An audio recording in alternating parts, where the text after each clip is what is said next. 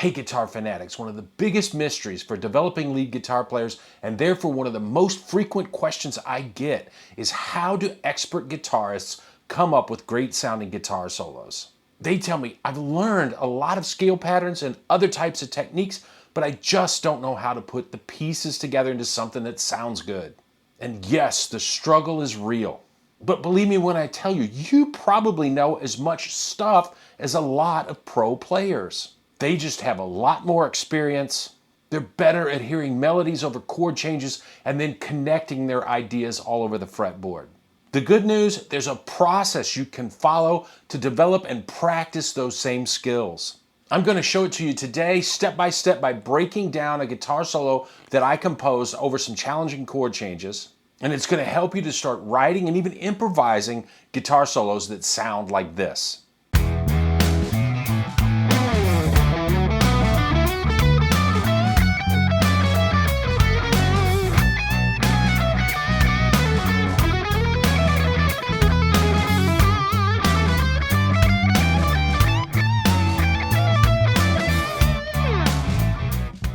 So that's a solo that I composed over the band's classic tune, Ophelia, which I play in a really cool cover band that I'm in. I thought it was perfect to use for this video. It's a short solo, so it's not going to take an hour to break down. But there are multiple techniques and harmonic elements to it, and it's a challenging chord progression that requires some thought. You can't just ask, hey, what key is this in, and then wing it with a bunch of blues licks. That brings us to step number one in writing a good solo, which is listening to, getting really familiar with, and breaking down the chords we're soloing over. So many guitarists, and I used to do this too, so I'm not judging you here. They just say, yo, what key is this in? Somebody says we're in D, and we proceed to ignore whatever chord changes are in the song, and we start ripping all the blues licks we know in D. And if you're playing over something simple, you have a good ear, and you get a little bit lucky, you might play something that sounds really good. But that approach ain't gonna work over this tune. In the first 4 bars, we change keys every measure. My band plays this song in D, so the solo section starts off with a bar of D major. But then it goes to a bar of F sharp 7, and if you know anything about diatonic harmony, you know that that chord isn't in the key of D. D major has the triads D, E minor, F sharp minor, G, A, B minor, and C sharp diminished, and the 7th chords in the key of D are D major 7, E minor 7, F sharp minor 7, G major 7, A 7, B minor 7, and C sharp minor 7 flat 5. We're not going to veer off into theory too much, but that's an obvious modulation. And songwriters will take the 3rd chord in a key which should be minor and make it major, which sounds great sometimes going to the 4 chord. And it also sounds great going to the relative minor. Now, in the key of D, that relative minor would be B minor, but in this progression, they go to B7 instead of B minor. And we'll talk about that F sharp 7 to B7 again later. Then after the B7, we go to E7, which is another chord that's not in the key of D. After the E7, the song goes to G for a measure, and then A for a measure, and those are the 4 and 5 chords in the key of D, and that's back to normal. The F sharp 7 to B7 to E7, those chords are moving up in 4ths or down in 5ths, however you choose to look at it. We can also look at those chords as secondary dominants, but that's a topic for another day. We've established something important. We've got a weird set of chord changes here, and we can't just wing it by playing blues licks in D. So what's next? This brings us to step number 2 in getting prepared to write a great solo. To get to the point where we're hearing melodies and licks in our head, we need to plot out the changes and practice moving through them around the neck with the various techniques that we know. What techniques? Well, we have arpeggios, both triads and 7th arpeggios. We have pentatonic scales, hexatonic scales, 7-note scales, and of course, licks that we either already know or we make up with these tools. What I find with a lot of students that come to me is they've learned a lot of these techniques, but they don't practice connecting them in a way that flows. They practice them in isolation. What do I mean by that? Well, it's a really common thing to sit around and say, practice the patterns of the D major scale endlessly.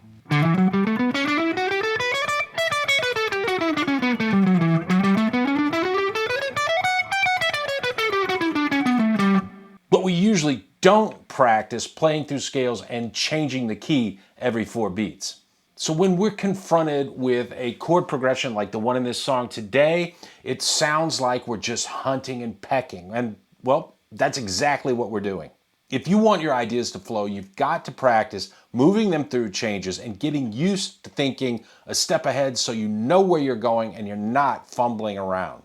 Let's start with triads, and again, to keep the video short, I'm only going to play one shape of each, but I recommend you play with a metronome, or for the case of this example, I'm going to be playing over a simple backing track. I also recommend trying to make your practice as musical as possible. I'm going to use 5 and 6 string shapes and try to configure things so there's a continuous flow. Have a listen.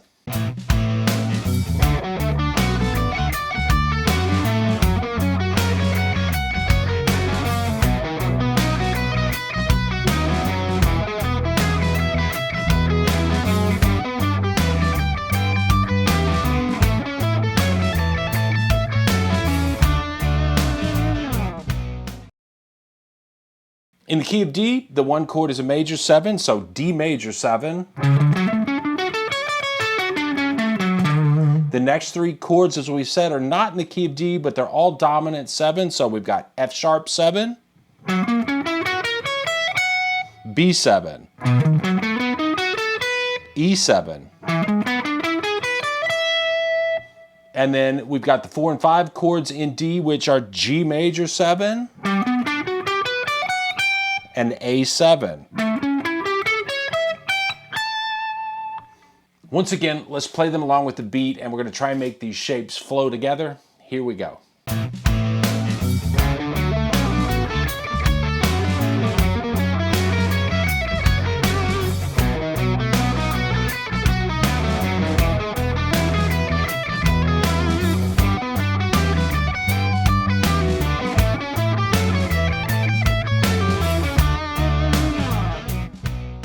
Now those 7th arpeggios, they add a lot of color, and that's really starting to help me hear possibilities for a solo. And keep in mind, this is not some system I've made up. I've listened to so many great players talk about how they get used to the chord changes of a song by playing through triads and 7th arpeggios. And after arpeggios, I feel like a logical next step is to try to string together some pentatonic scale or say blues scale ideas that fit the chord changes. Because of all the dominant 7 chords that are in the progression, straight pentatonics don't always sound great with each chord. So let's mix things up here and alternate between using the major blues scale and dominant 7 arpeggios over the first 4 chords. So D major blues over the D chord, then an F sharp 7 arpeggio, B major blues, E7 arpeggio, G major blues, and then A major blues.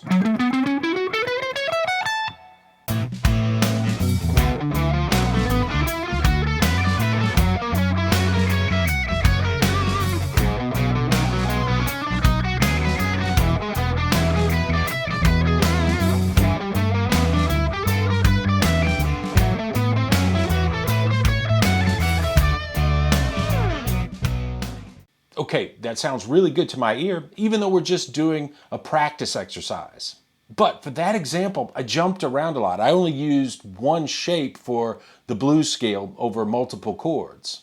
The next step in practicing would be to be more efficient and try to stay in one part of the guitar neck more. Let's start off with a diagonal major blues scale pattern over the D. It's going to take us up to the 14th position. Where there happens to be an F sharp 7 arpeggio.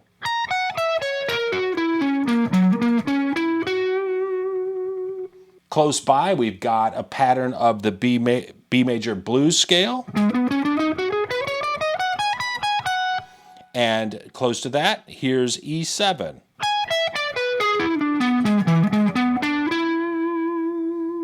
Now, we're in the 12th position, and the G major blues scale happens to start right here. Slide up 2 frets, and we can play A major blues scale.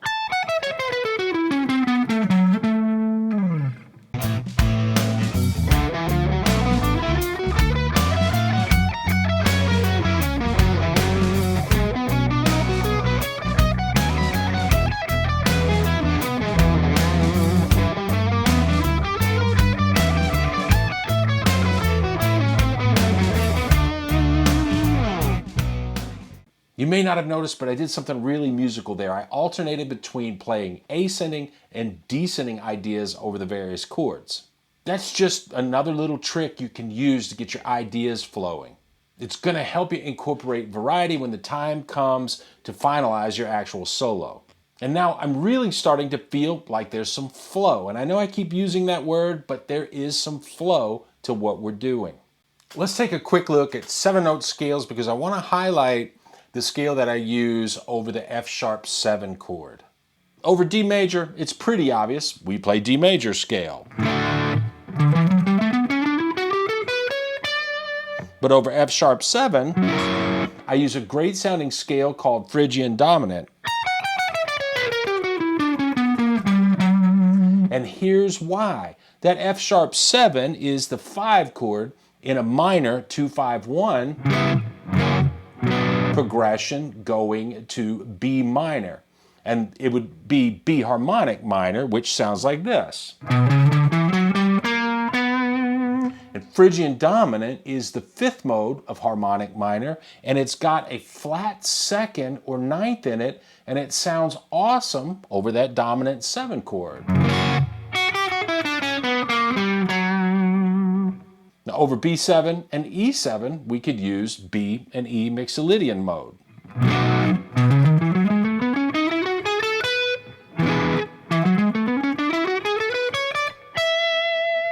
Then over G and A, we're back in the key of D major. Over G, the 4 chord, we would use G Lydian. And over A, we would use A Mixolydian.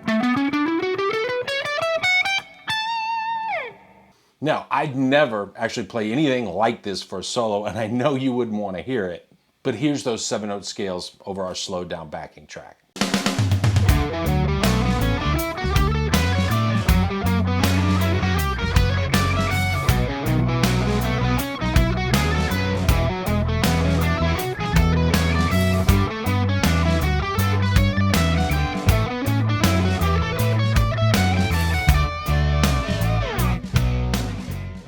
So that should give you a lot of ideas how to practice getting your techniques together to play a solo over chord progression.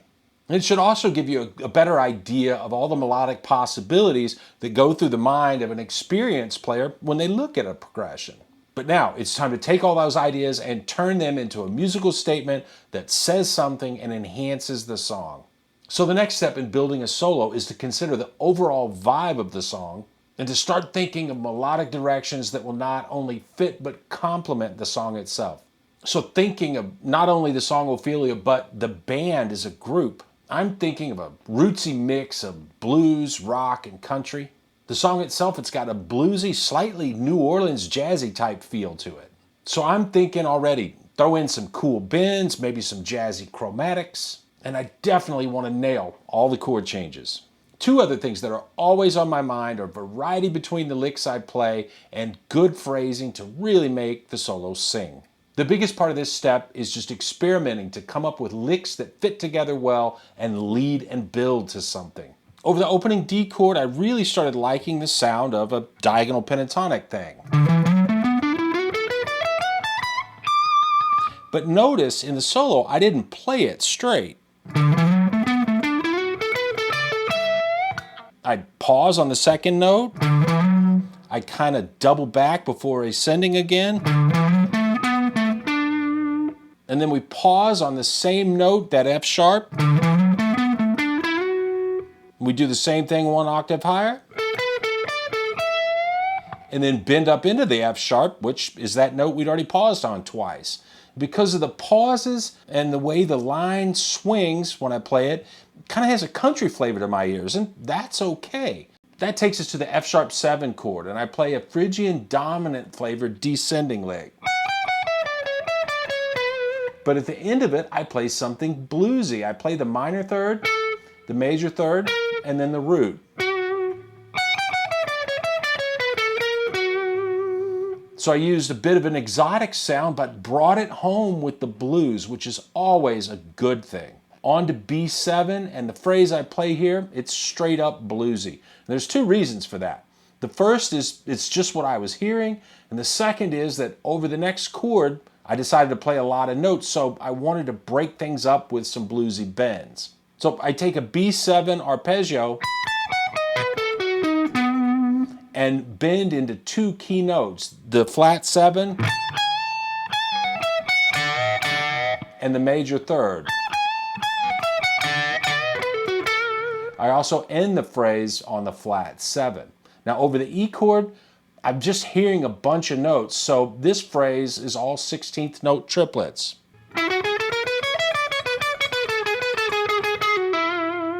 We drop down to the 9th position and I play a little ascending chromatic thing,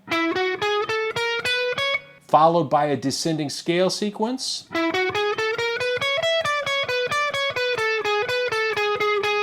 Now that repeating note, that's something that sax players call a false fingering.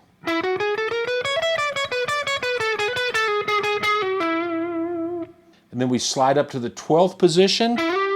That's a G note there on the G string, and we're going to play over the G7 chord, and I'm going to again play chromatics. In my mind, I'm just filling in the spaces between notes of the major pentatonic scale.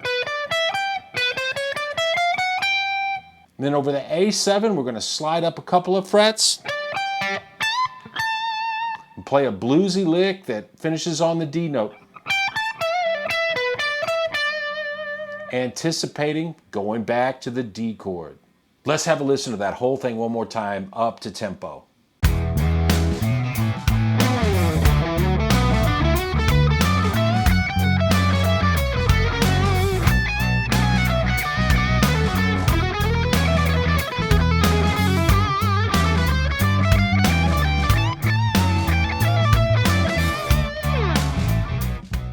I have a lot of fun playing that little solo. Normally I improvise everything I play live, but this one I always play it the same. It's got blues, there's a bit of an exotic sounding scale, it's got some jazzy chromatic, and it builds up to a peak. It's got all the things I want to hear in a solo. And the process I use to come up with it is exactly what I described.